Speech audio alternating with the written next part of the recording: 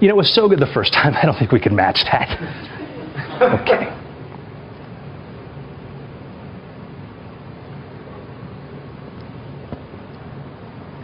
If you want to do a zoom, I'll hold it still. Which is which camera are we zooming to here? All right. Hi there.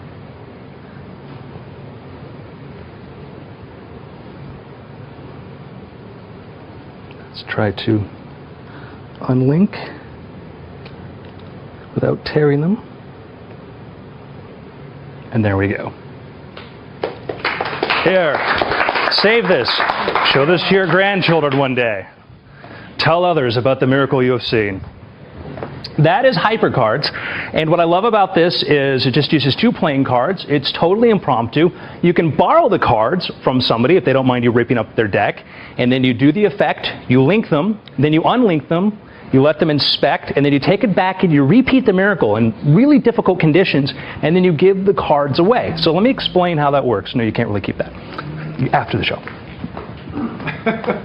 There is in magic, if you start to break down methods on how you do things and try to figure out, you know, for instance, if you wanted to link 2 objects together, the most common way would be, let's say, in like the linking rings routine, where you would have a ring with a gap in it and you would slide one through that. And then you have variations on that, like a Himber ring and other methods to do that. Or, so you might have an opening that opens and closes that you can put something inside of. Another way to do this to create a linking effect would be you have 2 objects that are already linked, which also happens in a linking ring routine. Another way would be to have an additional piece in which you could fake the link.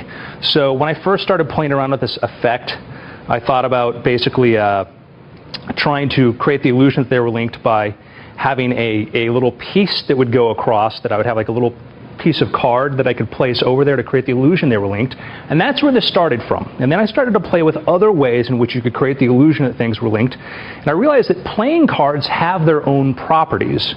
And if we zoom in really, really close here, I'm going to show you something here. I'll hold still. If you look at what a playing card is, you know, it's a piece of paper. It's actually a couple pieces of paper glued together. Well, they're called paste boards. And then if you look at the design of a playing card, you realize you've got a white border here, and then you've got a blue area or a red area here. And this is traditional bicycle style playing card. In a playing card like this, if you look at this, at what the actual physical object is, you realize that you might be able to play upon certain kinds of optical illusions.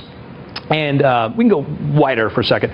My background, when I was younger, I really loved stage illusions. And there was a great, fascinating book written by Guy Jarrett, and Jim Steinmeier did an updated version of that called Jarrett, with notes about the different illusions inside of there. And Guy Jarrett was probably one of the most imaginative illusion builders ever.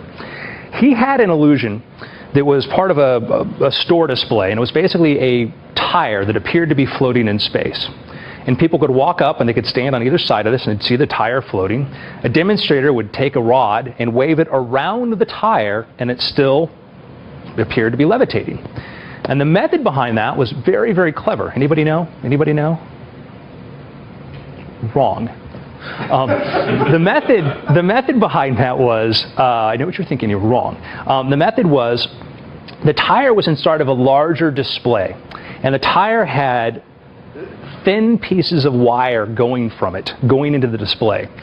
And the tire was spinning, and the wires were spinning. And because they were spinning, your eyes could not focus on the wires. They were effectively invisible. That's one of the reasons in stage illusions you can make things levitate or move around, is if the wires are moving, you're not going to see the wire as if it were standing still. And think about that too with close-up magic. That applies there. Some of the strongest kind of levitations in close-up magic are where the wire is moving because the eye can't fix on that one point.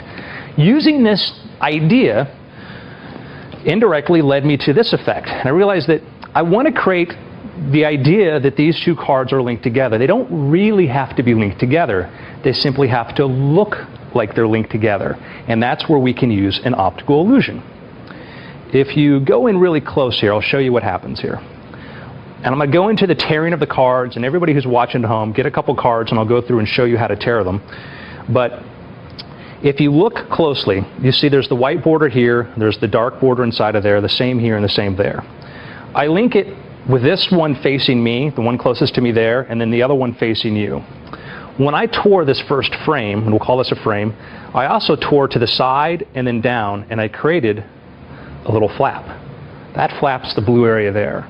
And what that allows me to do is to take this card, it's totally solid, hang it over that flap, and the flap will close, and that creates the illusion that they're linked. And now, just the natural motion of my hand, the cards move back and forth, which makes it hard to see that there's that tear. And even if I hold it still, to the untrained eye, there's nothing to see. The white on that 3 blends into the white border of the other card. And so when you do that, even these people will testify, right, that even from, right in front of your face, it's convincing. It's a very, very convincing illusion, even when you don't know where to focus. And an interesting thing happened when I first started performing this. The weak part is the back, because if you look at the back, I would never do this, okay? On the back, you can see where it goes through that part of the flap. Well, I used to think, man, I got to cover this, so when I'd go around, I'd go do this to people, I'd be watching my angles, and nobody cares. You can turn it around like that, and if it's in motion, the eye is going to tend to sort of follow the pattern around there. And I would walk when I do magic clubs, I'd walk through the audience there, and people are like, well, how does it look linked on the back? I'm like, it doesn't, idiots. And then I'm like, oh, wait, it does. Sorry, okay. So don't worry, don't panic. That's what it looks like from the back. So let me show you the setup on this. You want to use 2 playing cards that have ideally like aces, because you don't want to have any of the pips showing here in the white border here. You don't want to have any of the pips showing there, because that will destroy the illusion when you go to do the link if you see a piece of ace, of like a club or something in that white border there. So we take playing cards. I'll use 2 low ones for the first one. I'm going to take this. Now I hold both the cards in my hands like this. It's a little bit of an awkward kind of thing to hold a card like that, but the reason I keep this card here is so my hands are always visible. And so they're not going away, going to the pockets, or going to the tables. I like to keep this trick in this space, really here.